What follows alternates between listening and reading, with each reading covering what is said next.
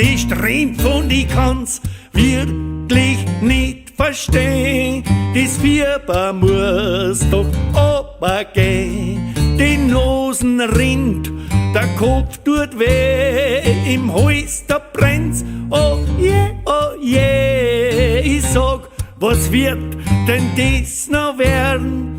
Schatz, ich glaub, heut muss ich sterben. Sie schaut mich ganz mitleidig an und sagt zu mir, mein lieber Mann, ich glaub, dass das verzweifelt bist. Du hast am Grippe erwischt. Das Schlimmste, was auf Erden gibt, das ist und bleibt der Mannergrippe.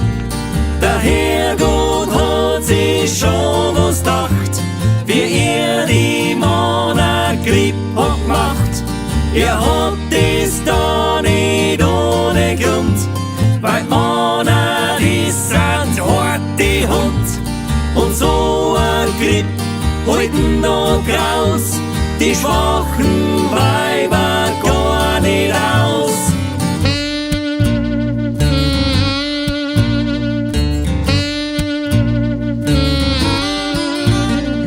So geht es durch die ganze Nacht. Meine Frau hat an mein Bett schon gewacht. Vor Angst tut sie kein Auge zu, dass ich einen letzten Schnaufer tue.